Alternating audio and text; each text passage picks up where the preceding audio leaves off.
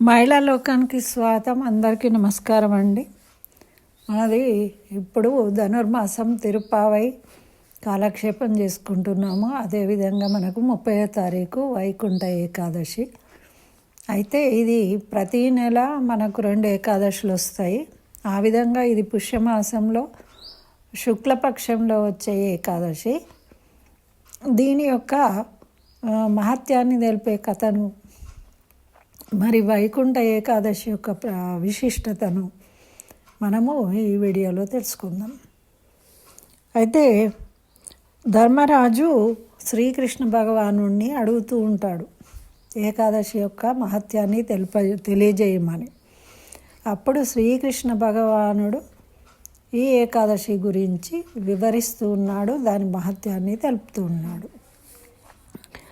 శ్రీకృష్ణుడు ఈ విధంగా అంటున్నాడు: ధర్మరాజా, పుష్యమాసంలో శుక్లపక్షంలో వచ్చే ఏకాదశికి పుత్రదా ఏకాదశి అని పేరు. పుత్రదా ఏకాదశి నాడు విధి విధానం ప్రకారంగా మంత్రోచ్చారణ చేస్తూ శ్రీహరి యొక్క పూజ చేయాలి. మరి అదేవిధంగా కొబ్బరికాయ కొట్టాలి. మరి దానిమ్మ పళ్ళను, ఉసిరికాయలను, మామిడి పండ్లను శ్రీహరికి పూజించాలి, వాటిని నివేదించాలి. మరి పుత్రదా ఏకాదశి నాడు దీపదానం తప్పక చేయాలి. రాత్రి యందు వైష్ణవ భక్తులతోని కలిసి జాగరణం చేయాలి. ఇట్లా జాగారం చేసిన వాళ్లకు 1000 సంవత్సరాలు తపస్సు చేస్తే ఎంతటి పుణ్యం కలుగుతుందో అంతటి పుణ్యం కలుగుతుంది. అన్ని పాపాలు కూడా పోగొట్టే విశిష్టమైన తిథి ఏకాదశి. అయితే త్రిలోకములలో కూడా ఇటువంటి వ్రతం అనేది ఇంకోటి లేదు. ఇది అంత గొప్ప విశేషమైన తిథి కాబట్టి అందరూ తప్పకుండా ఆచరించాలి. మన కోరికలను తీరుస్తుంది, మన పాపాలను తొలగిస్తుంది అని చెప్తూ దాని మహిమను తెలిపే కథను తెలియజేస్తాను, శ్రద్ధగా విను అని ఈ విధంగా చెప్తూ ఉన్నాడు. పూర్వకాలంలో భద్రావతి అనే పట్టణం ఉంది. దానికి సుకేతుడు అని పేరు గల రాజున్నాడు. ఆయన భార్య పేరు చంప. చాలా రోజుల వరకు వాళ్లకు పుత్ర సంతానం కలగలేదు. అందువల్ల భార్యాభర్తలు ఇద్దరు కూడా ఎప్పుడూ చింతాక్రాంతులై ఉండేవాళ్ళు. రాజు యొక్క పితరులు కూడా రాజు ఇచ్చే అర్ఘ్యపాద్యాలను తీసుకునేవాళ్ళు. కానీ వాళ్ళకి బాధగా ఉండేది. రాజు తర్వాత అనంతరము మాకు ఎవరు తర్పణాలు ఇస్తారు అని వాళ్ళు కూడా దుఃఖిస్తుండేవారట. అయితే ఒకరోజు రాజు ఇదే విధంగా ఆయనకి మనసు బాధగా ఉండి గుర్రంపై ఎక్కి వెళ్తూ ఉన్నాడు, ఎవరికి చెప్పకుండానే. రాజ్యంలో ఆయన భార్యకు కూడా చెప్పలేదట. అలా వెళ్తూ ఉన్నాడు. అయితే ఇక దట్టమైన అడవిలోకి వెళ్ళిపోయిండు. అక్కడ అన్ని మృగాలు, పక్షులు ఉన్నాయి. అవన్నీ రకరకాల నక్క కూతలు వినిపిస్తున్నాయి, గుడ్లగూబలు ఇవన్నీ కనిపిస్తూ ఉంటాయి కదా, జింకలు, ఎలుగుబంట్లు అన్నీ కూడా. అయితే అట్లా తిరుగుతూ మిట్ట మధ్యాహ్నం అయిపోయింది. ఆయనకు చాలా ఆకలి వేసింది. బాధపడుతూ ఉన్నాడు. పాపము దప్పిక అవుతూ ఉంది. అటు ఇటు చూస్తూ ఉన్నాడు రాజు. అయితే ఎక్కడైనా నీళ్ళన్నా దొరుకుతాయేమో అని. అయితే ఆయనకి అదృష్టవశాత్తు ఒక సరస్సు కనిపించింది. ఈ వెంటనే ఆ సరస్సు దగ్గరికి వెళ్ళాడు నీళ్లు తాగుదామని. అక్కడ వేద పఠనం చేస్తున్న మునులు కనిపించారు. ఇంకా సంతోషం కలిగింది. వెంటనే ఆయన ఆ గుర్రం దిగి ఆ మునులందరికీ వంగి నమస్కరించాడు. అప్పుడు వాళ్ళు అడిగారు, ఎవరు నాయనా మీరు, మీ నామధేయం ఏంటి అని అడిగితే చెప్పాడు, నేను సుకేతుడు అనే రాజును అని చెప్పి, వాళ్ళు మరి మీ నామధేయం ఏంటి, మీరు అందరూ ఇక్కడ ఎందుకున్నారు, ఏం చేస్తున్నారు, దయచేసి నాకు తెలపండి అని అడిగిండు. అయితే అప్పుడు మునులు ఈ విధంగా చెప్తున్నారు, రాజా, మేము విశ్వదేవులము, మేము స్నానం చేయడానికి వచ్చినాము. అయితే ఇక్కడ మా ఈరోజు ఏకాదశి, దీన్ని పుత్రదా ఏకాదశి అంటారు. దీన్ని ఎవరు ఆచరిస్తే వారికి సంతానం ప్రాప్తిస్తుంది అని చెప్పిన వాళ్ళు. చెప్పగానే నాకు చాలా సంతోషమయ్యి వెంటనే మునులను ప్రార్థించాడు. మునులారా, మీరు నాయందు దయ ఉంచి నాకు సంతానాన్ని ప్రసాదించండి అని అంటే, అప్పుడు మునులు రాజుతో చెప్పారు ఏమని అంటే, ఈనాటి ఏకాదశికి పుత్రదా ఏకాదశి కదా, ఈ వ్రతం చాలా ప్రసిద్ధమైంది రాజా, నువ్వు ఈరోజు ఇక్కడే ఉండి వ్రతం ఆచరించు, కేశవుని యొక్క పూజ చెయ్యి, ఆ కేశవుని యొక్క అనుగ్రహంతో నీకు సంతానం కలుగుతుంది అని చెప్పిండు. అక్కడే పక్కనే ఉన్న ఆశ్రమం ఉంది కాబట్టి అక్కడే ఆ రోజు ఉండి రాజు మహర్షులు చెప్పిన విధంగా పుత్రదా ఏకాదశి వ్రతాన్ని ఆచరించిండు. తెల్లవారి ద్వాదశి నాడు పారాయణం చేసి మునులకు నమస్కరించిండు. తర్వాత ఇంటికి వెళ్ళిపోయిండు. తదనంతరం రాజు యొక్క భార్య గర్భవతి అయి తేజస్వి అయిన పుత్రుణ్ణి ప్రసవించింది. మరి ఆ రాజకుమారుడు దినదిన ప్రవర్ధమై తన గుణముల చేత సంతోషపరుస్తూ రాజ్యపాలన కొనసాగించిండనమాట. ఈ విధంగా రాజా పుత్రదా ఏకాదశి వ్రతంను తప్పక చేయాలి, నేను లోకోపకారం కోసం ఈ వ్రతాన్ని గురించి నీకు తెలియజేసిన, ఏ మానవుడు ఏకాగ్ర చిత్తంతో పుత్రదా ఏకాదశి వ్రతం చేయునో వాళ్లకు పుత్ర ప్రాప్తి కలుగుతుంది, మరణించిన పిమ్మట స్వర్గలోకం ప్రాప్తిస్తుంది. ఈ మహత్యాన్ని విన్న వారికి చక్కగా యజ్ఞం చేసిన ఫలం లభిస్తుంది, అన్ని పాపాలు తొలగింపబడతాయి అని తెలియజేసిండనమాట. అయితే మరి ఈ ఏకాదశి శుక్లపక్షము పుష్యమాసంలో వచ్చింది. అదేవిధంగా మనము ధనుర్మాసం అంటున్నాము. ఈ ధనుర్మాసము అంటే సూర్యుడు ధనురాశిలో ఉన్నప్పుడు ధనుర్మాసం. అది ధనుర్మాసంలో వచ్చే ఏకాదశిని, శుక్లపక్షంలో వచ్చే ఏకాదశిని కూడా వైకుంఠ ఏకాదశి అంటాం. కాబట్టి వైకుంఠ ఏకాదశికి సంబంధించిన కథను కూడా ఇప్పుడు విందాం. పూర్వము సర్వము అంటే జలమయమైపోయి శ్రీ మహావిష్ణువు పాలకడలిలో శేషశయనం చేస్తూ ఉన్నప్పుడు నాభికమలం నుండి బ్రహ్మను ఉద్భవింపజేశాడు సృష్టి చేయడానికి. అయితే ఆ బ్రహ్మదేవుడికి వేద జ్ఞానాన్ని అందించాడు సృష్టికి చేయమని. అయితే ఆ బ్రహ్మదేవుడు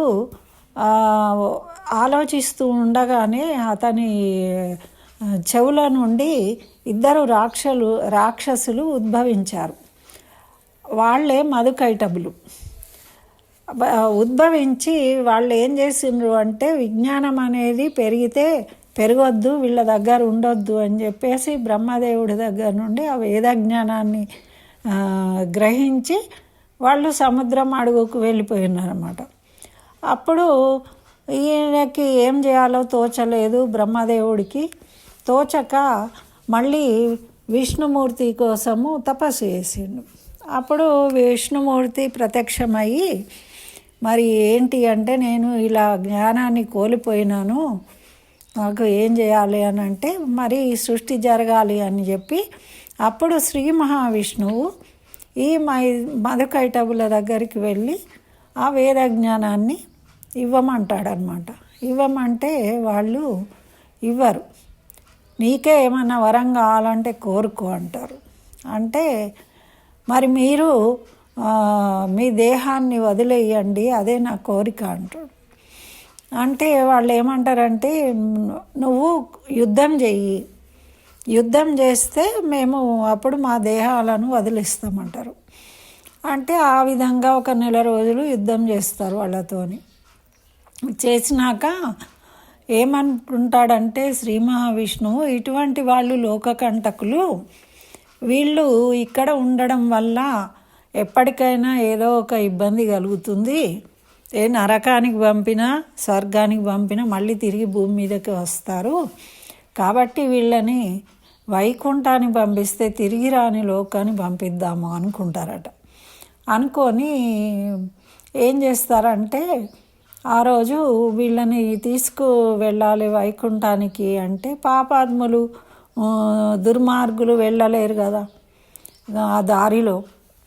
కాబట్టి మామూలుగా తూర్పు నుండి శ్రీ మహావిష్ణువు వైకుంఠానికి వెళ్తూ ఉంటారు.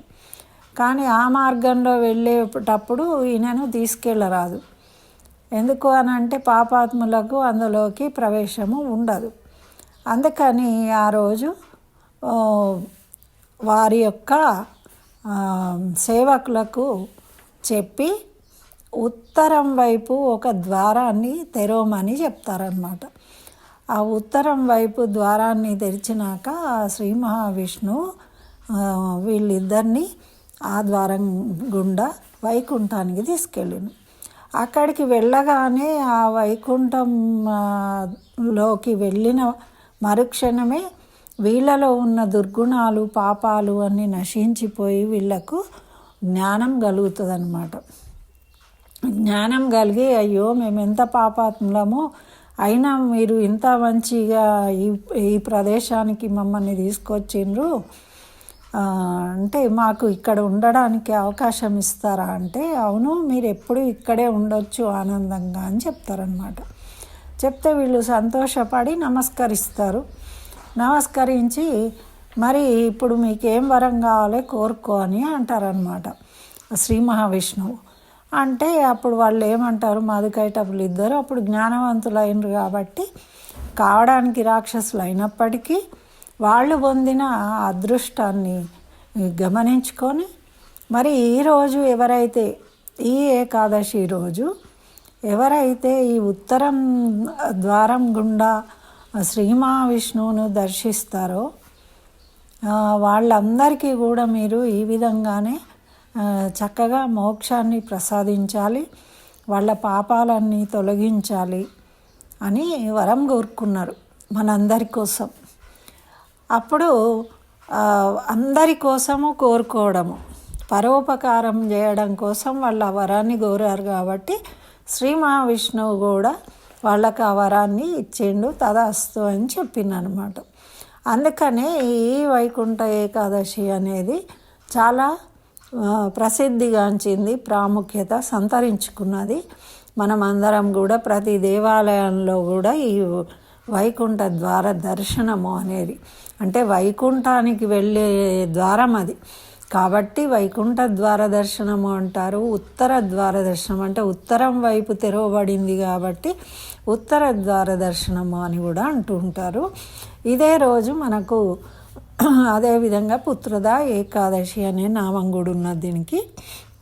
అయితే ఈరోజు ఎవరైతే ఆ శ్రీ మహావిష్ణువును ఉత్తరం వైపు నుండి వచ్చి దర్శనం చేసుకుంటారో అదేవిధంగా ఈ మధుకైటవులను స్మరించుకొని ఈ కథను విని స్మరించుకొని ఆ భగవంతుణ్ణి పూజించుకుంటారో స్తోత్రాలు చదువుతారో వాళ్ళందరికీ కూడా వాళ్ళు చేసిన కర్మలు ఎటువంటి పాపాలున్నా తొలగిపోయి అన్ని కోరిన కోరికలు నెరవేరుతాయి, అంత్యంలో మోక్షాన్ని పొందుతారు అని మనకు పెద్దలు తెలియజేస్తూ ఉన్నారు. అది సాక్షాత్తు శ్రీ మహావిష్ణువు ఇచ్చిన వరం కాబట్టి మనము ఈ కథను తప్పకుండా స్మరించుకున్నప్పుడే మనకు ఆ వరం అనేది వర్తిస్తుంది. కాబట్టి అందరూ కూడా చక్కగా ఈ కథను వినండి. మరి మీరు ఆ వైకుంఠవాసుని దర్శించుకోండి, అర్చించుకోండి, విష్ణు సహస్రనామ పారాయణం చేయండి, రోజంతా విష్ణు నామాన్ని స్మరించండి. మీకు ఒక వినతి ఏమిటి అంటే ఏ గుడికో వెళ్ళి హైరానా పడుతూ చాలా అంటే ఆరోగ్యాలు పెద్ద మనుషులు చిన్న పిల్లలు మనము గత సంవత్సరాలలో జరిగిన ఇబ్బందులను దృష్టిలో పెట్టుకొని తొందరపడకుండా చక్కగా ప్రశాంతంగా దర్శనాలు చేసుకోండి, ఇబ్బందులు తెచ్చుకోకండి, పిల్లలకు పట్టుకొని పోకండి. అటువంటి వసతి లేని వాళ్ళు ఇంటి దగ్గర ఉన్న చిన్న చిన్న గుడులల్లో కూడా మనము దర్శించుకోవచ్చు. పెద్ద గుడులకు వెళ్ళి నానా అవస్థలు పడాల్సిన పని లేదు. భగవంతుని ఎక్కడ దర్శించుకున్నా భక్తితో దర్శించుకోవడం వల్ల, మనము స్మరించడం వల్ల మనకు పుణ్యం కలుగుతుంది. కానీ మనము ఇబ్బందులు పడుతూ మన మనసంతా అల్లకల్లోలం అయిపోయి హడావుడి చేసుకుంటే దానివల్ల మనకు ఎటువంటి ఫలితం రాదు. కాబట్టి దయచేసి అందరూ దీన్ని గమనించగలరు అని నేను కోరుకుంటున్నాను. స్వస్తి. సర్వం శ్రీకృష్ణ చరణారవిందార్పణమస్తు.